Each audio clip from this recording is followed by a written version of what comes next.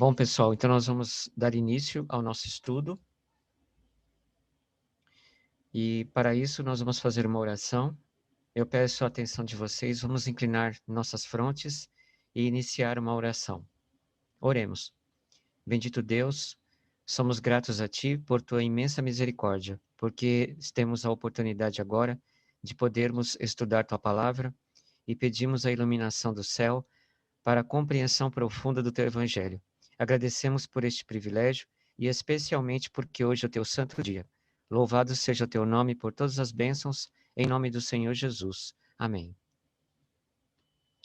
Amigos, sábado passado nós iniciamos o estudo sobre a santificação e nós extraímos algumas lições importantes, como principalmente a transformação do coração, que representa a conversão. E hoje, dando continuidade, eu quero voltar ao texto que nós vimos na semana passada, no livro Caminho a Cristo, o capítulo 8, na página 59. O capítulo é Crescimento em Cristo. Então, nós vamos ainda estar analisando alguns parágrafos deste livro aqui, tratando sobre a conversão. O Espírito de Profecia nos diz o seguinte: como acontece na vida, o mesmo se dá com o crescimento. É Deus quem faz o botão tornar-se flor e a flor fruto. É por seu poder que a semente se desenvolve. Primeiro a erva, depois a espiga e por último o grão cheio na espiga. O profeta Oséias diz, referindo-se a Israel, que ele dará flores como o lírio. Eles crescerão como o trigo e darão frutos como a parreira. Jesus nos sugere: vejam como crescem as flores do campo.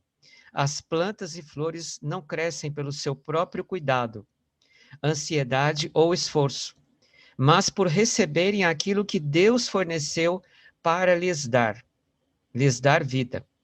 A criança não pode, por qualquer desejo e ou poder, por sua própria ansiedade ou esforço, conseguir crescimento espiritual. Isso aqui é muito importante, porque a partir do momento que a pessoa entende quem é Jesus Cristo para ela, a partir do momento em que ela é convertida, que seu coração é transformado, ela começa a dar os passos iniciais para o crescimento na graça.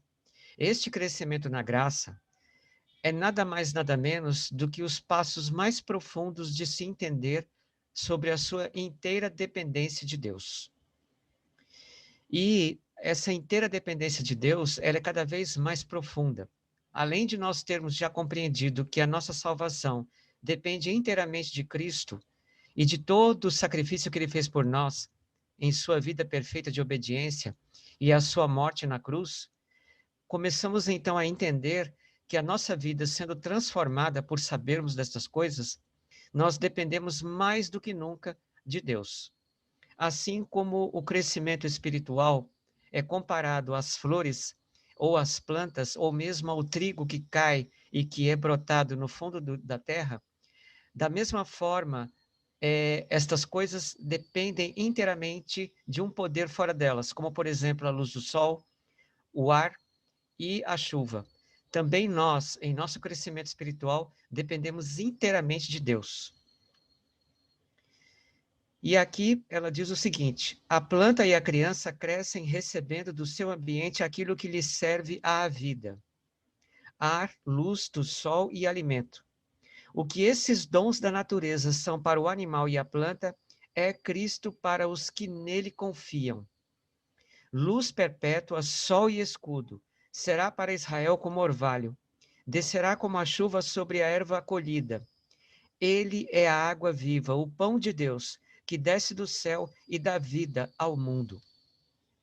Essas palavras, elas não são apenas figuradas, elas são reais, porque uma vez que nós dependemos inteiramente de Cristo, o que acontece é que no nosso desenvolvimento de caráter, no nosso relacionamento com Ele, sentimos cada dia que passa maior desejo de sua presença em nossa vida. Mais ainda, nos encontramos dependentes da sua direção, do seu imenso amor que ele tem para conosco. E este relacionamento, este crescimento, ele tem como fundamento nossa inteira dependência de Deus. Então, nós precisamos ter certeza de que Deus irá operar em nossa vida. Precisamos ter certeza de que ele vai transformar nosso caráter e nos tornar flores, árvores devidamente crescidas para dar fruto, para sermos devidamente representantes do Evangelho aqui neste mundo. E ele assim se tornará água viva para nós e pão que desce do céu. Ele será o nosso próprio sustento. Assim como o ser humano não pode viver sem se alimentar, assim, no crescimento da graça, na santificação que Deus nos concede por meio de sua palavra e por meio do evangelho verdadeiro, acontece a mesma necessidade, a necessidade de que temos de ter de Cristo. Cristo tem que ser a nossa extrema necessidade.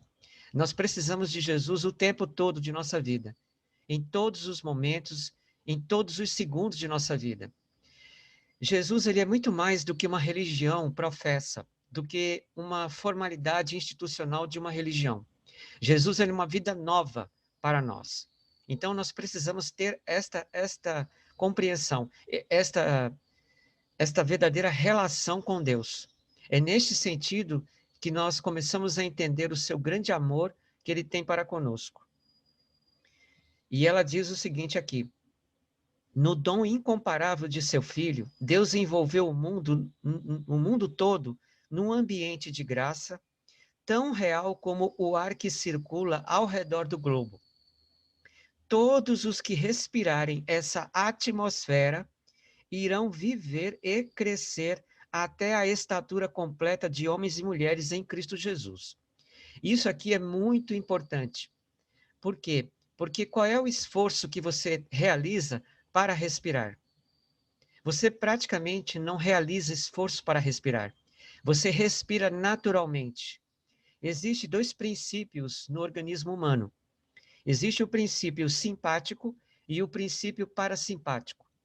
Estes princípios são as leis do metabolismo do nosso corpo. Então, o princípio simpático são princípios ativos no nosso corpo que nós temos absoluto controle. Nossos movimentos, né? Nosso modo de andar, o nosso modo de nos comportar. Então, toda essa gestualidade faz parte do princípio simpático. Agora, o princípio parasimpático é um princípio que nós não temos controle total, que no caso, por exemplo, a respiração.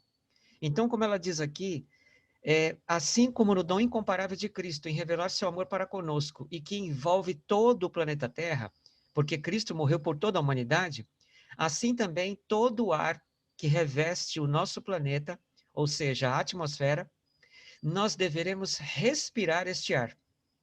E ao respirarmos este ar, nós vivemos e crescemos.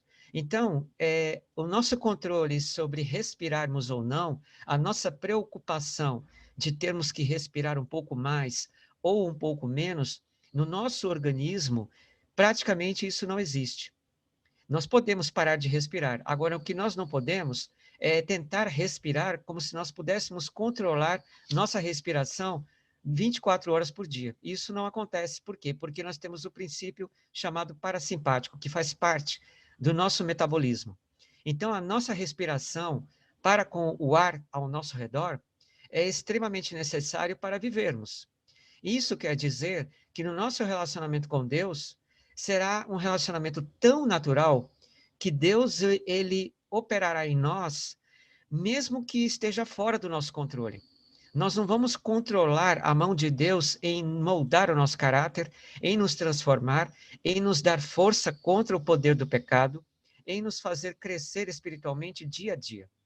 Isso não acontece, porque é Ele quem vai operar em nós segundo sua vontade, segundo o seu propósito.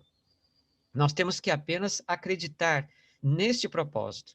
É aí que nós temos uma chamada relação de fé.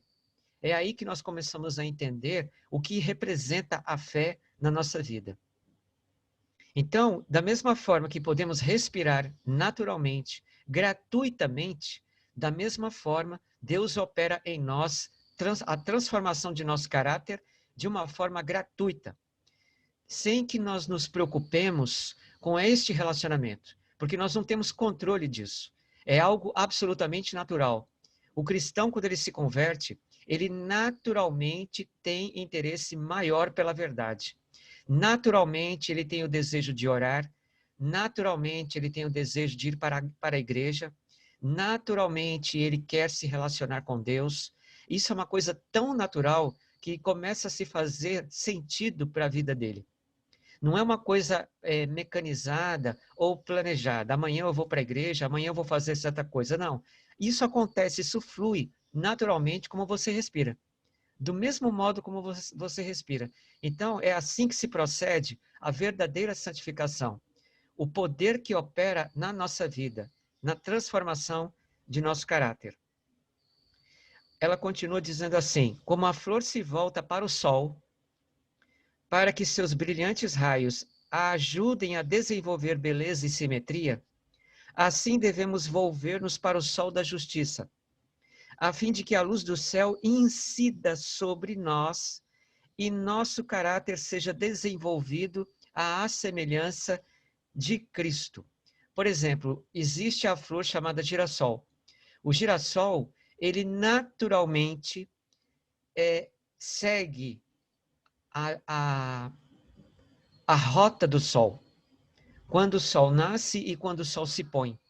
Ele tem esse segmento natural de receber cada raio emanado da estrela do nosso sol. A flor, no caso o girassol, ele recepta cada energia, cada gotícula de energia proveniente do sol, de modo que ele possa trabalhar com essa energia para seu desenvolvimento, tá?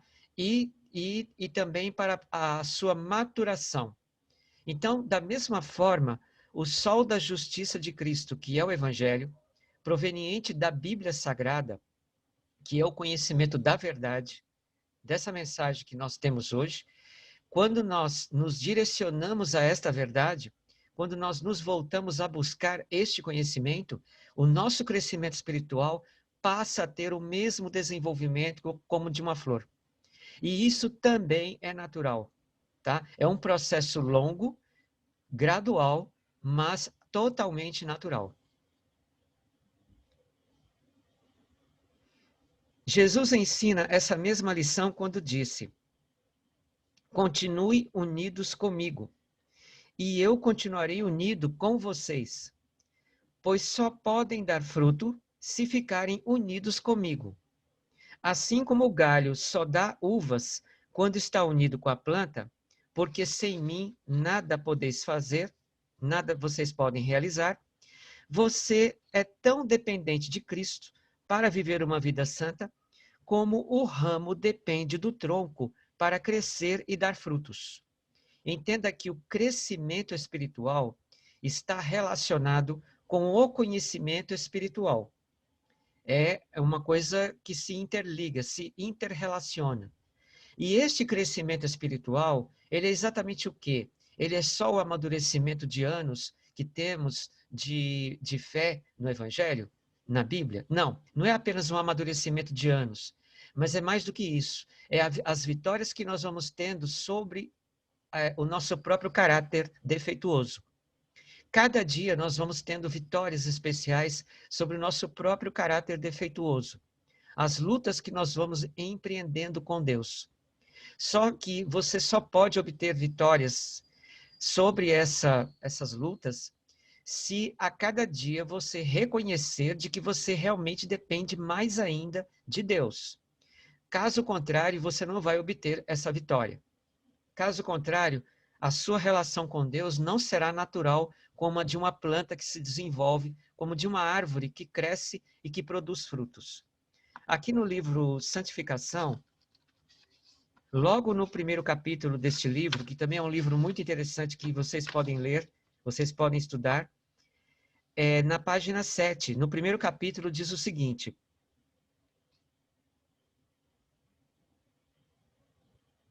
há no mundo religioso uma teoria de santificação que em si mesma é falsa e perigosa em sua influência.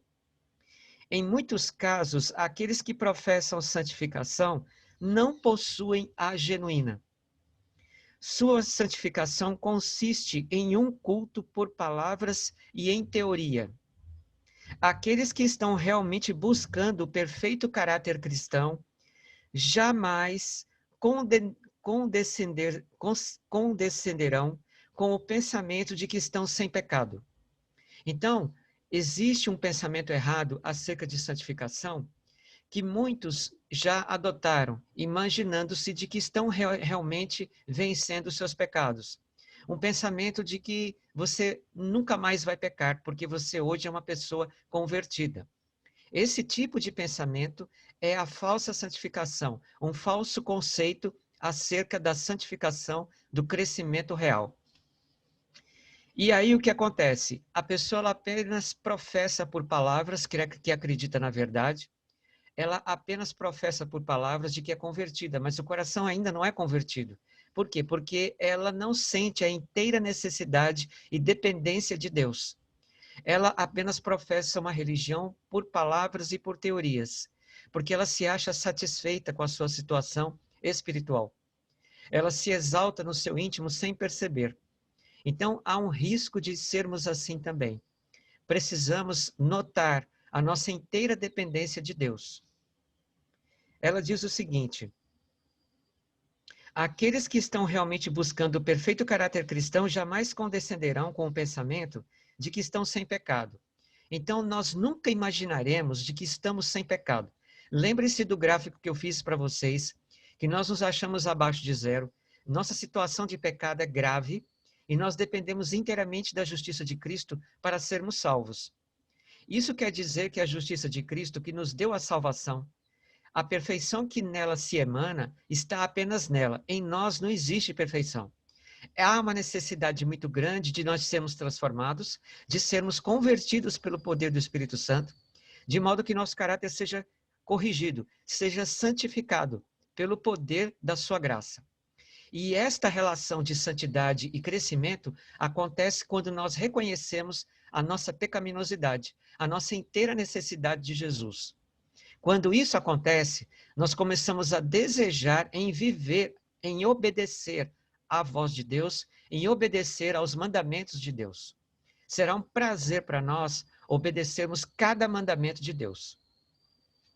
Ela diz o seguinte: sua vida pode ser irrepreensível, podem estar vivendo como representantes da verdade que aceitaram.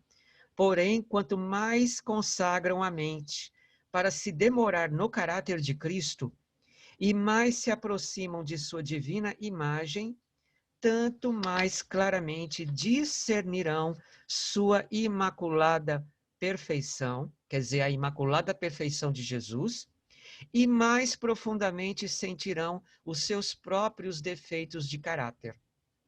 Então, quanto mais nos relacionamos com Jesus, por mais que nós aparentemente tenhamos uma vida, vamos dizer assim, irrepreensível, uma vida exemplar para com as outras pessoas, em nossa vida de religião cristã, mais que nós tenhamos essa aparência, apesar disso, quanto mais nos relacionarmos com Jesus, maior será o reconhecimento de que Cristo é perfeito e de que eu sou imperfeito. E mais eu entenderei de que sou um grande pecador.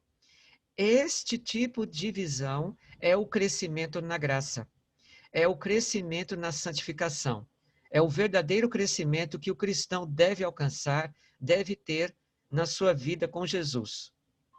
Tá? Quando as pessoas alegam que estão santificadas, dão suficiente evidência de estar bem longe de serem santas. Deixam de ver sua própria fraqueza e desamparo.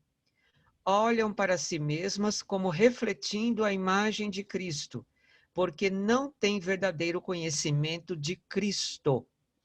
Ela diz isso na página 8. Quanto maior a distância entre elas e seu Salvador, tanto mais justas se parecem aos próprios olhos. Então, existe uma classe de pessoas que pensam ter conhecido a verdade e não conheceram, tá? Ou seja, não conheceram a justificação pela fé, como hoje vocês conhecem, tá? E o que acontece? Elas acham que o que elas fazem não tem tanto pecado assim. Tem um traço de virtude, de bondade, de amor, e elas começam a se exaltar e se acomodar. Elas se acham mais puras do que o seu próximo. Elas se acham até mais santas. E dizem para as pessoas de que são realmente convertidas. Mas, na verdade, elas não têm o verdadeiro conhecimento de Jesus, como a senhora White está dizendo aqui, como está escrito no Espírito de Profecia. Então, o que, que acontece? Essas pessoas estão sendo enganadas.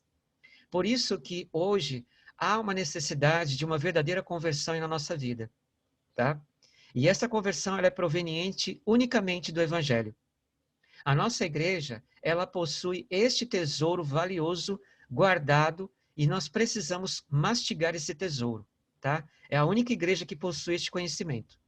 Infelizmente, porque as outras denominações, elas não têm esse tesouro guardado. E é nosso propósito mostrar esta verdade às pessoas. As pessoas, elas precisam realmente conhecer a necessidade completa de Jesus Cristo. Ela continua dizendo assim, ó: quando com penitente e humilde confiança meditamos em Jesus, a quem nossos pecados traspassaram, podemos aprender a andar em suas pisadas. Então, quando é que nós realmente somos convertidos? Quando nós realmente conhecemos Jesus. Quando conhecemos Jesus e a sua lei de Deus, a lei verdadeira. O verdadeiro Cristo é quando é mostrado a lei de Deus, que é Ele mesmo. Tá? Quando não é mostrada a lei de Deus, aí não é o verdadeiro Cristo que está sendo revelado. Tá? Então isso também nós temos que entender. Por quê? Porque a lei de Deus, ela mostra quem nós somos. Ela mostra a nossa inteira necessidade de Jesus. E ela aponta Jesus como nosso Salvador único e exclusivo. E quando nós compreendemos isso, nós estaremos preparados, veja bem como ela diz aqui. Ela diz assim: quando com penitente e humilde confiança meditamos em Jesus, a quem nossos pecados traspassaram, podemos aprender a andar em suas pisadas. É aí que nós podemos ser santificados, é aí que nós podemos crescer no conhecimento verdadeiro do Evangelho. E quando esta obra se opera em nós, não pretenderemos ter nenhuma justiça em nós mesmos, mas exaltaremos a Jesus Cristo, ao passo que o nosso enfraquecido coração confia em seus méritos. Nos méritos de quem? De Jesus Cristo. Então, nosso coração penitente, ou seja, o nosso coração arrependido, entristecido por causa dos pecados que nós fazemos, nós passamos a viver em exaltar única e exclusivamente a justiça de Cristo, que é o próprio Jesus, o próprio Evangelho, a própria lei de Deus em pessoa. Muitas vezes nós encaramos a lei de Deus como apenas tábuas de pedra e 10 mandamentos. Mas nós temos que ter a visão verdadeira da lei de Deus. A visão verdadeira da lei de Deus é a pessoa de Jesus. Porque aí nós passamos a entender a amplitude da lei e a nossa inteira necessidade de vivermos uma vida de obediência plena com Deus. Tá? Então, a santificação verdadeira é quando cada vez mais nos aproximamos de Jesus. Quanto cada vez mais nós nos relacionamos com Ele, nós iremos perceber o quanto nós somos pecadores e o quanto Jesus é precioso e maravilhoso. E essa distinção vai fazer com que nós sintamos sempre dependência de Deus. O sentir a dependência de Deus é vencer nossos pecados. Um exemplo de pecado vencido nessa situação, o seu orgulho, o meu orgulho. Quando nós reconhecemos termos dependência de Jesus inteiramente para crescermos, isso já quebra o orgulho no meio. Isso já afasta, por exemplo, o egoísmo, porque nós passamos a nos preocupar com as outras pessoas, em ajudá-las, e nós passamos a esquecer um pouco de nós mesmos. E isso é muito impressionante, porque isso envolve a verdadeira santidade do coração, envolve o crescimento real na graça. Nessa relação, nós temos aqui, e eu quero novamente ler para vocês Romanos capítulo 10. Romanos capítulo 10, no versículo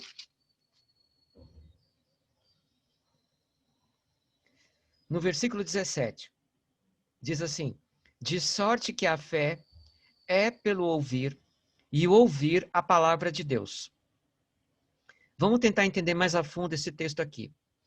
A palavra de Deus, ela passa a ser o conduto da fé para que a fé entre em nossa mente, em nosso coração. Quando isso acontece, nós somos convertidos. Quando isso acontece, nós somos convertidos. Quando nós ouvimos a palavra de Deus, nós somos convertidos. Por que que a palavra de Deus converte o ser humano? Por que que a palavra de Deus traz com ela a fé, o dom da fé? É porque a palavra de Deus é uma linguagem. A linguagem é uma faculdade humana que Deus colocou na mente de todos os seres humanos. Essa linguagem humana que Deus colocou em nossas vidas, em nosso ser, ela tem características da humanidade. Mas quem desenvolve essa linguagem de modo que nós possamos compreender verdades espirituais é a divindade, é Deus, é o Espírito Santo. Então a palavra de Deus, ela revela uma coisa muito interessante. Ela revela a unidade, a união do humano com o divino. Por quê? Porque a palavra de Deus vai revelar para mim a humanidade de Jesus Cristo, de ele ter vindo a este mundo para me salvar, ao mesmo tempo que vai revelar a sua divindade, como Deus criador da minha vida, da sua vida. E também como legislador da verdadeira lei, da lei da vida, que é os 10 mandamentos, que essa é a verdadeira lei. Então, a palavra de Deus, ela unifica a divindade com a humanidade. Por isso que nós temos aí uma faculdade humana, que é a linguagem, ao mesmo tempo que em seu conteúdo revela a sua divindade, que é o Evangelho. E nessa unidade de humanidade com divindade, que é a linguagem, que é a palavra de Deus, vai haver uma mudança na nossa vida. Porque ela não será apenas uma informação humana passada para nós, para o nosso enriquecimento intelectual, mas ela vai ser trazida com o poder divino para converter a nossa vida, para transformar o nosso coração para uma nova vida. E quando isso acontece, ela traz consigo a fé, o dom da fé. E por que que ela traz o dom da fé consigo? Porque a palavra de Deus, ela não vai revelar apenas as coisas que são visíveis a nós, mas ela vai revelar as coisas espirituais invisíveis. E para nós podermos continuar tendo a capacidade de entender as coisas espirituais, será necessário o dom da fé que a palavra de Deus traz para nós.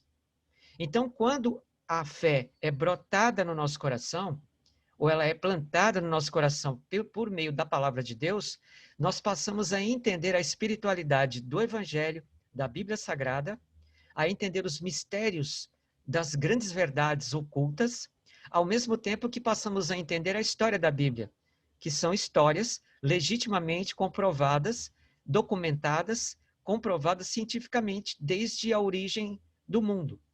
Então nós temos aí uma visão histórica, humana, literal e visível da Bíblia, ao mesmo tempo que nós passaremos a ter uma visão espiritual do plano do Evangelho em salvar a humanidade, inclusive salvar a nossa vida, pelo poder da pessoa de Jesus Cristo.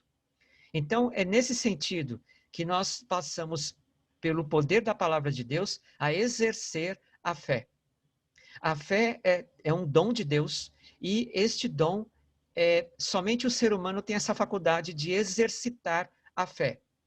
Aqui, por exemplo, em Efésios, no capítulo 2, que também já é um texto bastante conhecido, nos diz o seguinte: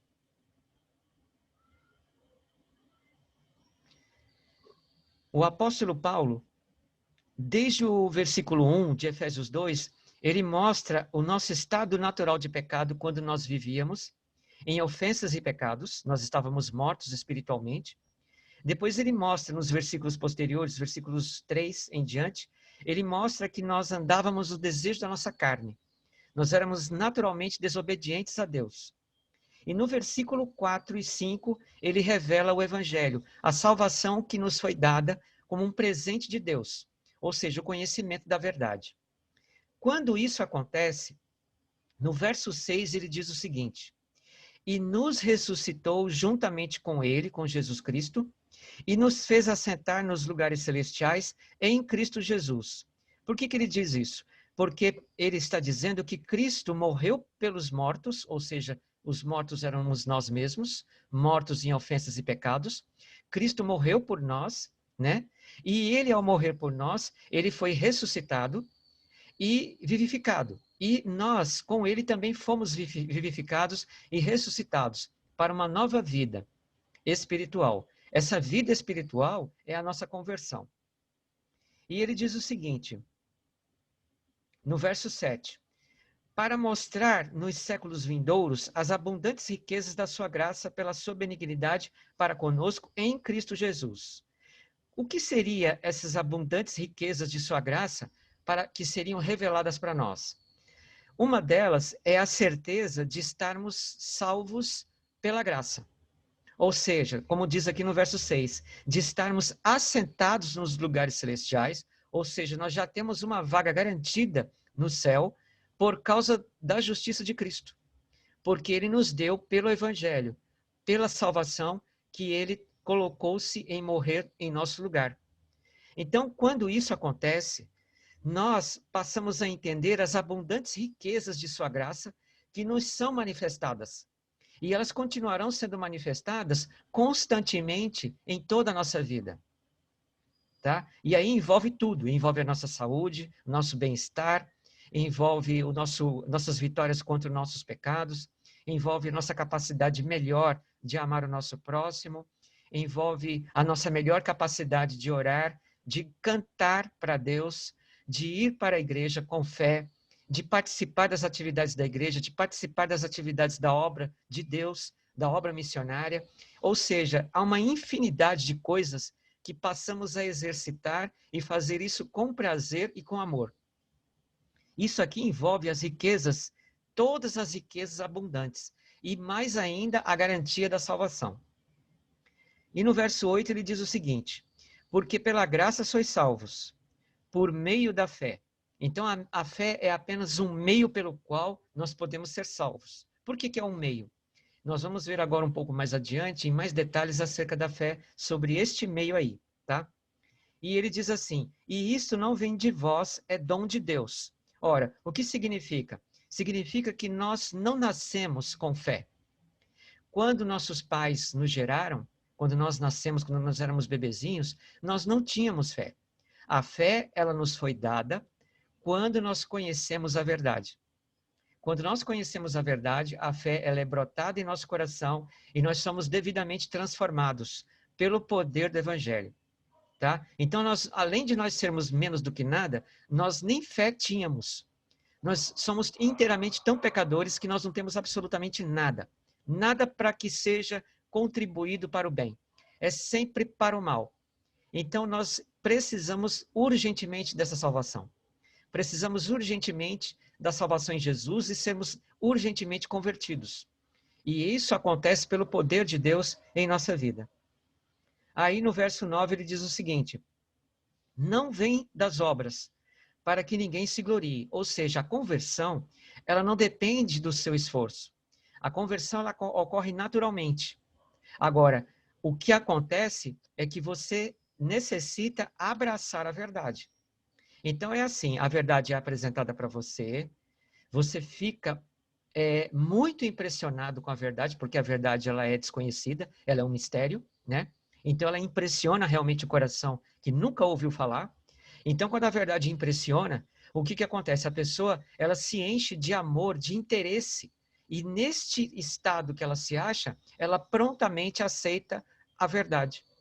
Ela reconhece que é verdade. Este reconhecimento de ser a verdade o que ela está ouvindo é o passo inicial de sua conversão, tá? Então, o poder de conversão vem logo em seguida, porque é um poder sobrenatural que vai transformar a sua vida, tá? Você apenas reconhece de que isso seja verdade.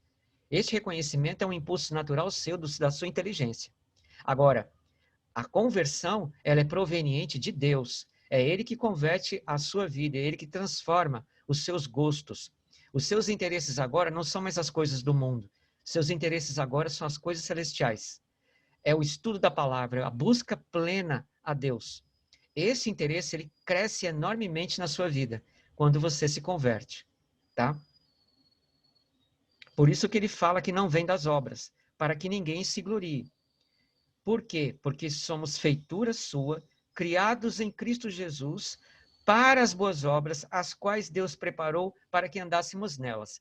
Então, o preparo, o destino que é dado para nós, que é o destino da salvação, o destino da santificação, é um destino que Deus traçou na sua vida. Se você aceita viver esse destino, então você escolheu o destino que Deus já predeterminou na sua vida. Que destino é esse? O destino de você andar nas boas obras que Deus já preparou anteriormente para você, tá? Então, isso significa que quando você caminhar nessas boas obras, as boas obras, elas naturalmente irão brotar. Naturalmente, elas irão surgir. Você não precisa ficar preocupado. Puxa, quando que eu vou guardar o sábado? Quando que eu vou fazer isso? Quando que eu vou fazer aquilo? Essas preocupações você não precisa ter. Você precisa apenas acreditar que Deus realmente vai te ajudar a viver uma vida de cristianismo. Mas você precisa tomar a decisão, né? Você precisa decidir de sempre procurar buscar, de encontrar meios para poder guardar o sábado, para poder ter uma alimentação melhor, para ter um vestuário melhor e etc. Né? E seguir a vontade de Deus. Essa disposição, né? Esse interesse, ele acontece pela conversão do Espírito Santo na sua vida. E o Espírito Santo, ele vai trabalhando em você. Ele vai mostrar para você, olha, não é agora a oportunidade que você tem de guardar o sábado? Será que não chegou a hora, a oportunidade de você abandonar o cigarro? De você abandonar o vício? Abandonar isso ou abandonar aquilo? O Espírito Santo, ele te mostra. Aí você não percebe, e aí você, nossa, eu não tinha percebido. Realmente agora é a minha oportunidade. Aí você toma uma decisão de se afastar daquilo. E quando isso acontece, o Espírito Santo age rapidamente em te dar força e inteligência para se afastar daquelas coisas. E isso sempre acontece, é uma coisa muito natural, tá? Então nós temos que descansar em Cristo e nos manter em relacionamento com Ele. A nossa decisão qual é a decisão que temos que tomar? É a decisão de viver ao lado de Jesus. É essa decisão que você tem que ter. Não é viver ao lado de Jesus apenas para abandonar o café.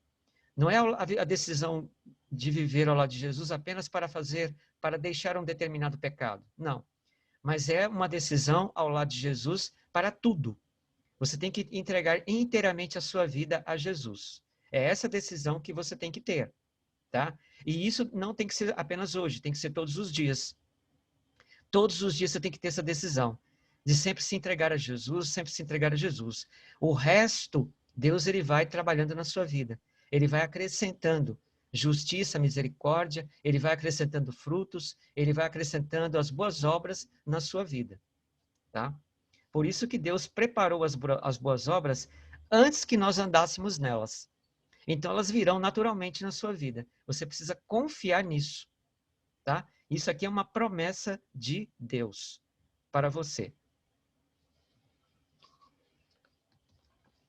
Em relação à questão da fé, eu quero entrar um pouco com vocês hoje, porque já esse tópico agora é acerca da fé. O Espírito de Profecia diz o seguinte: o que é fé? Ela diz assim, ó, a fé é a confiança em Deus.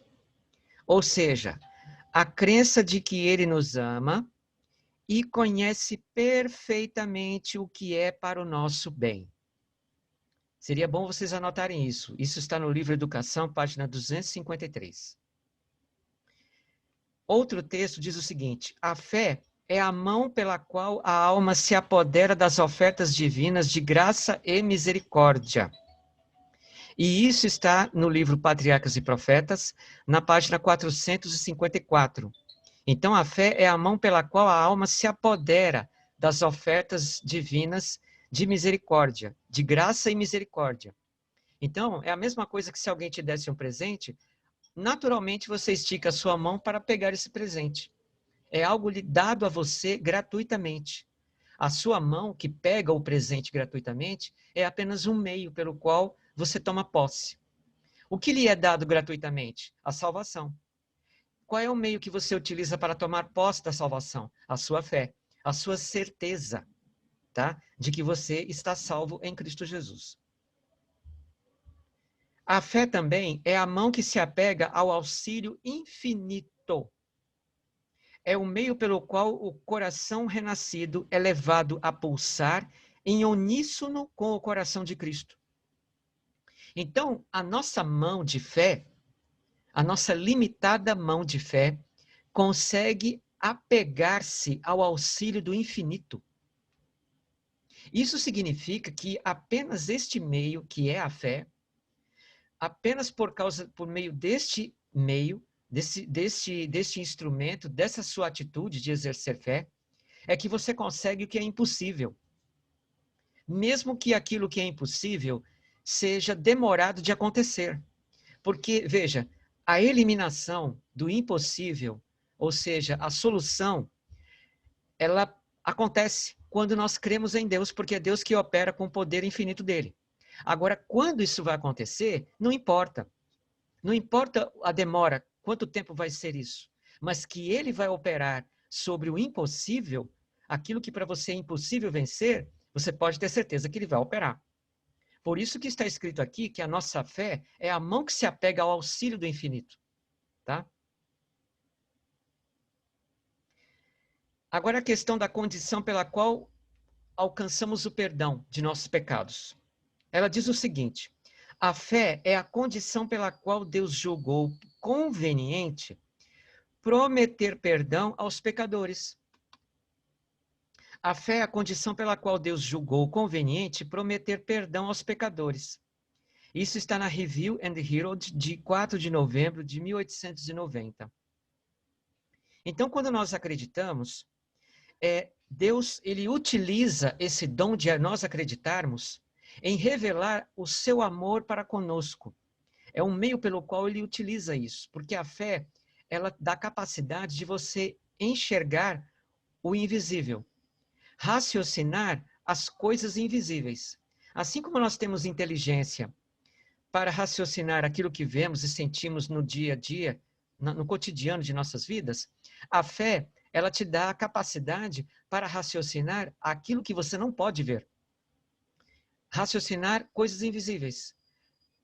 A presença dos anjos, o trabalho de Deus na sua vida, a proteção de Deus em sua vida diária, a orientação divina para com a sua vida, tudo isso você começa a raciocinar. E isso desenvolve uma inteligência muito grande em você. Começa a dar para você a capacidade de exercer sabedoria e também a exercer o verdadeiro amor e o interesse que você vai ter em obedecer à vontade de Deus, tá? Então a fé, ela trabalha em tudo isso. É como eu falei para vocês no sábado passado, que a fé, ela consegue banir os impulsos do nosso eu. A fé consegue controlar os impulsos do nosso eu. Mas isso só acontece quando nós exercitamos a fé. A fé não vai fazer isso por ela mesma, não, tá? A fé é um dom, gente. A fé é dom. E dom, somente quem pode exercê-la é você. Por quê? Porque é um dom natural para a humanidade. É um dom celestial, com certeza, mas é um dom que apenas a capacidade humana pode exercitar. E este dom é a fé. Então nós temos que exercitar a verdadeira fé. Ela diz também em outro texto: a fé é a condição única de obter a justificação. E a fé abrange não só a crença, mas também a confiança. Bom, aqui ela diz que a condição única de obter a justificação é a fé. Mas acontece que nós vimos nos estudos anteriores, na página 22 do livro Fé e Obras, que a gente tem que tomar cuidado de não darmos mérito à fé. Então, como que ela disse isso em Fé e Obras? E aqui no Mensagens Escolhidas, volume 1, na página 389, ela diz que a condição única de obtermos justificação é a fé. Acontece o seguinte, em Romanos, no capítulo 3, eu vou abrir aqui para vocês, aqui é para efeito de esclarecimento, né? Para a gente evitar qualquer tipo de contradição. Romanos capítulo 3, no versículo 24, Paulo diz assim, ó: sendo justificados gratuitamente pela sua graça, pela redenção que há em Cristo Jesus, tá? Bom, agora veja, Romanos 3:24 diz que nós somos justificados pela graça de Cristo, pela redenção que há em Jesus Cristo, não pela redenção que há em mim ou pela obra de Deus em mim. Isso vocês entenderam bem, eu mostrei isso para vocês. Nós somos justificados pela obra redentora que foi operada em Jesus Cristo, não em mim, tá? Porque aqui se trata da salvação. Agora, quando a senhora White diz isso aqui, ó, que a fé é a condição única de obter a justificação, observe a palavra obter. Veja bem, obter é um verbo. Este verbo, ele está apontando para você exclusivamente, para você especificamente, para a sua vida individual. Não está falando da vida do outro, está falando da sua vida particular, de você ter a justificação. O que isso significa? Significa o seguinte, que a única maneira de você estar consciente de que está justificado pela graça, pela redenção que há em Cristo Jesus, é a fé. A fé é que te dá essa conscientização, esta força mental de você acreditar de que foi justificado, você foi justificado. É a fé que te dá essa capacidade.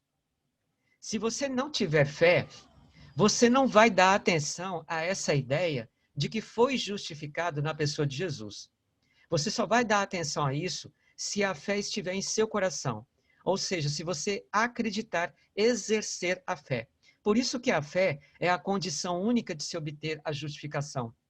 Por quê? Porque ela é a única condição de você estar ciente de que está justificado na pessoa de Jesus Cristo pela graça, pela redenção nele. Não pela redenção em você, mas pela redenção nele, fora de você.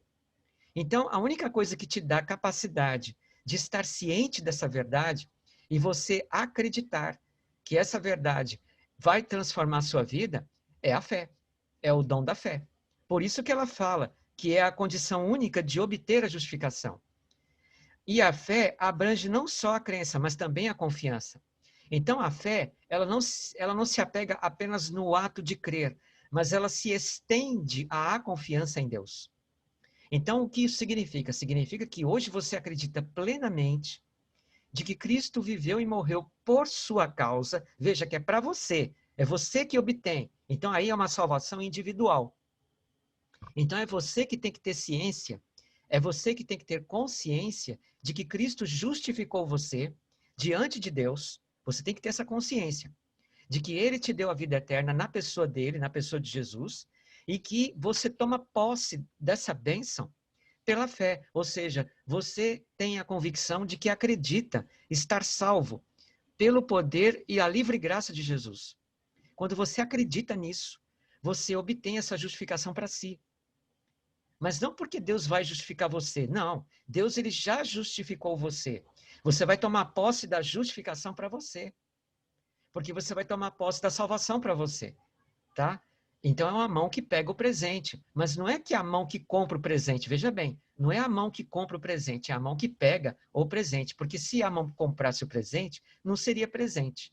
O presente só é presente se for de graça, lembrando bem disso. Então a justificação, ela aconteceu na pessoa de Jesus Cristo no passado, antes de você mesmo nascer, porque você nem sabia que Jesus tinha vindo a este mundo e morrido por você, e que depois você tomou consciência de que alguém havia feito isso por você, que te amava muito e que te deu a vida eterna.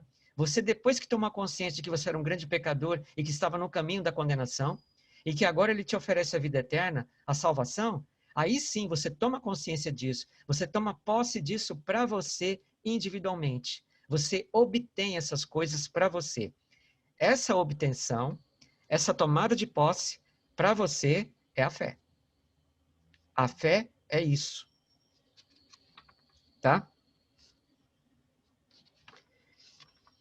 Aqui tem mais outros detalhes interessantes.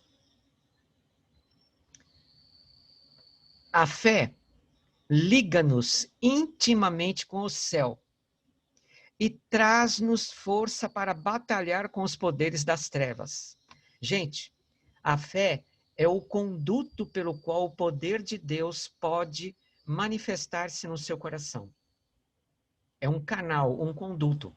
Só que este conduto, ele só pode ser exercitado por você, como também ele só pode ser alimentado, nutrido, fortalecido, quando você estuda a palavra de Deus. Se você deixar de ouvir, estudar a palavra de Deus, a fé ela começa a se enfraquecer e pode vir a morrer, tá? A ser extinta. Então nós temos que tomar cuidado nesse sentido. A fé liga-nos intimamente com o céu e traz-nos força para batalhar com os poderes das trevas. E pela fé devemos alcançar hoje os mais altos propósitos de Deus para nós. Se tu podes crer, tudo é possível ao que crê. Jesus disse isso para um homem cujo filho estava endemoniado, tá? E esse texto se acha em Profetas e Reis, página 157. Ela também fala sobre a fé, dizendo o seguinte: a fé recebe de Deus aquela vida que somente pode produzir o verdadeiro crescimento e eficiência. A fé recebe de Deus aquela vida. O que a fé recebe de Deus quando a fé vem até você pela palavra de Deus? Ela recebe de Deus aquela vida. Que vida é essa? Essa vida, eu falei para vocês no sábado passado, é a vida da virtude de Jesus Cristo, das vitórias que Cristo teve aqui na terra. No deserto, quando ele passou 40 dias e 40 noites sem se alimentar, em pleno jejum, tá? As vitórias que ele teve no deserto contra Satanás, as vitórias que ele teve em toda a sua vida contra os ataques, as armadilhas de Satanás. Então, essas vitórias que Jesus Cristo teve, elas são emanadas para você, colocadas dentro do dom da fé, quando você ouve a palavra de Deus. Então, a palavra de Deus, ela traz a fé para você. Ela entra nos seus ouvidos e brota-se na sua mente. E quando é brotada na sua mente, a fé, ela já traz consigo as virtudes daquela vida. Que vida? Da vida de Jesus. A vida que Jesus venceu em cada pormenor de sua experiência aqui na Terra. E o que acontece? O que acontece é que essa vida, essa virtude, ela vai exercer em você um poder de tal maneira que você consegue vencer os pecados. Que você começa a ter vitórias sobre os seus pecados. Só que veja bem, essas vitórias, elas não são de uma vez. Elas são bem graduais. Assim como as vitórias que Jesus teve sobre os pecados, quando ele esteve aqui na Terra, duraram 33 anos de sua vida, assim também essa vida, esse poder, que é uma virtude que vem dentro da fé, do dom da fé, e esse dom da fé é carregado pela palavra de Deus quando você ouve a verdade e brota na sua mente, exatamente ali, essa virtude de fé vai começar a vencer seus pecados dia a dia. Não de uma vez, tá? Os seus pecados vão sendo vencidos dia a dia. E você vai aprendendo a vencer seus pecados. E isso é que é mais impressionante. Além de você vencer pelo dom da fé, você aprende como vencer. E você pode ajudar as pessoas que têm dificuldades. As pessoas que têm dificuldades em vencer as drogas, em vencer certos costumes, hábitos errados, você vai poder ajudá-las. Você vai poder passar para elas um exemplo da sua experiência pessoal, que você teve com Jesus. Então, isso também é muito impressionante, tá? Tudo isso envolve um milagre pleno de santificação e de vitórias contra o pecado e lhe dá imenso prazer de viver ao lado de Deus. Mas é um prazer grande mesmo, tá? É algo sobrenatural, não dá para explicar além do que eu estou tentando dizer para vocês aqui, tá? É algo realmente fantástico.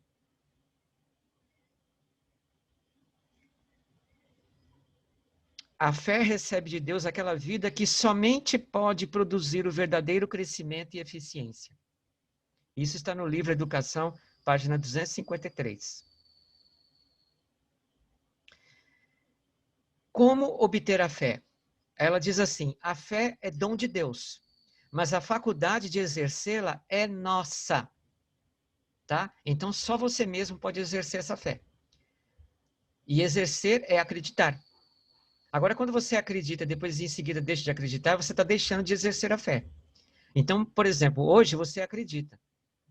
Mas em questão de 10 minutos depois você desacredita. Quando você desacredita, você está deixando de exercer a fé. Ou de exercitar a fé. É isso que você está fazendo.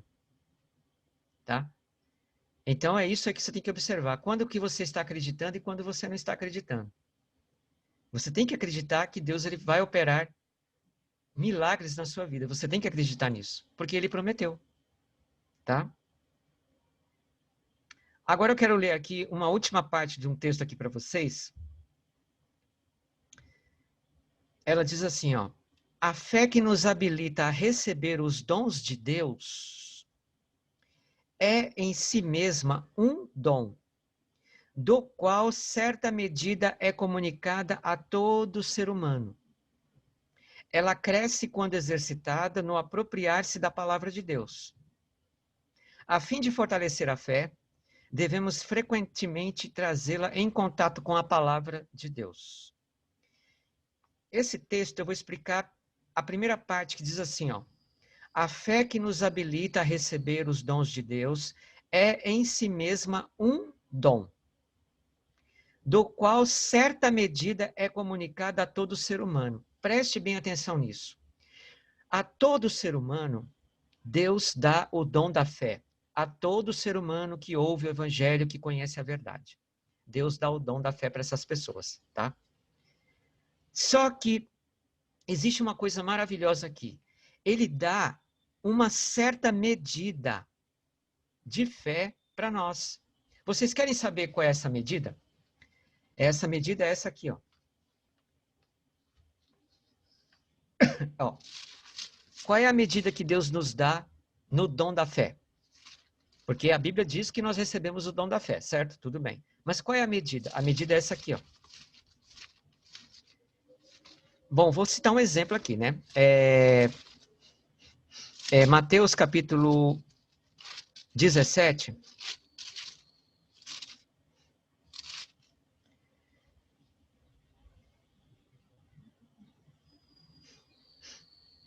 No versículo 20. Ocorreu aqui uma situação que os discípulos tentaram expulsar um demônio de uma pessoa, tá? Mas não vamos entrar nesses detalhes, porque a gente vai fugir do foco do nosso estudo. Mas eu quero que vocês observem apenas o versículo 20. Os discípulos não conseguiram expulsar o demônio. Não conseguiram. Agora, olha só o que Jesus disse aqui, ó. E Jesus lhes disse, por causa da vossa incredulidade, porque em verdade vos digo, que se tiverdes a fé como o grão de mostarda, direis a este monte, passa daqui para acolá, e há de passar, e nada vos será impossível. Quem é que disse isso? Jesus. Observe bem esse versículo. Jesus ele está dizendo aqui que por causa da incredulidade dos discípulos, eles não conseguiram expulsar o demônio que estava naquela pessoa. Agora olha só que impressionante. Ele diz assim, ó, porque em verdade vos digo que se tiverdes a fé como um grão de mostarda. Gente, o grão da mostarda é o menor grão das leguminosas, tá? É o menor grão. Eu acho que de todos os grãos mesmo, ele é o menor, tá? Ele é pequeníssimo. Pequeníssimo. Aqui no Espírito de Profecia, ela diz que nos é dada, ó, a fé que nos habilita a receber os dons de Deus é em si mesma um dom, do qual certa medida é comunicada a todo ser humano. Que medida é essa que é comunicada? Sabe qual é a medida? O grão de mostarda. O grão de mostarda. E o que acontece? O que acontece é que aqui está escrito que se nós exercermos a fé do grão ou do tamanho do grão que nos é dado, que é o grão da mostarda, sabe o que vai acontecer? Direis a este monte, passa daqui para acolá, e há de passar, e nada vos será impossível. Nossa, Edilson, mas por que então quando eu peço a Deus as coisas, isso não acontece? É porque você não exerce a fé do tamanho do grão da mostarda. A sua fé é ainda pequeníssima. Então vamos entender bem isso. Vou dar um exemplo mais fácil. Quando uma criança nasce, ela não já nasce com certos dons, com certas qualidades inatas? Ela nasce. Ela pode ter um dom já dentro dela para engenharia, para matemática, não é assim? Para contabilidade, um dom. Ela recebe um dom. Para línguas, né? Ela recebe. Só que tem uma coisa. A medida de dom que existe nela, ela não pode exercer. Por quê? Porque ela é um bebê. Ela acabou de nascer. Então, o que acontece? Nós, cristãos, quando nós nascemos em Jesus Cristo, nós somos bebezinhos espirituais. E aí, Deus já nos coloca dentro de nós o dom da fé, do tamanho do grão da mostarda. Só que nós não conseguimos exercitar esse dom. Essa qualidade de dom, não. Que é o grão de mostarda. Nós não conseguimos. E aí? E aí, a gente não consegue mover os montes daqui para colar e direis aquele monte, saia daqui, vai para aquele lugar. E nós não vamos perceber que as coisas, que nada será impossível para nós. Nós não vamos perceber isso. Então, nós não temos essa capacidade. Você sabe por que nós não temos essa capacidade? Não é porque é impossível nós exercermos essa capacidade, é porque nós não acreditamos nem mesmo em exercer esta capacidade. Deus já nos dá esse dom e nós não acreditamos. Então, o que é necessário, Deus, para que eu acredite a exercer a fé verdadeira de um dom de um grão de mostarda? Você precisa estudar a Bíblia. Você precisa se relacionar com Jesus. Você precisa aprender a se relacionar com Jesus. É aí que a santificação é operada na sua vida, tá? Se isso não acontecer, mesmo com o grão já de uma mostarda dentro de você, você não vai exercer a fé, que é a medida que Deus nos dá. É o que está escrito, Deus nos dá uma medida. Essa é a medida do grão da mostarda. Se nós exercermos essa medida, as montanhas vão se afastar. E nada será impossível na nossa vida. Nada. Está escrito aqui, ó. E nada vos será impossível. Está escrito aqui. Foi Jesus que disse isso. Então, nós precisamos meditar nisso profundamente para a gente aprender a exercer fé. Nós temos que parar para meditar nisso aqui e ficar pensando nisso. Puxa, isso é muito importante para mim. Então, eu posso exercer uma fé assim. Claro que você pode. Porque Deus nos deu isso pelo Evangelho, pelo conhecimento da verdade. Tá? Bom, pessoal, eu vou parar por aqui. Nosso tempo já está esgotado, tá bom?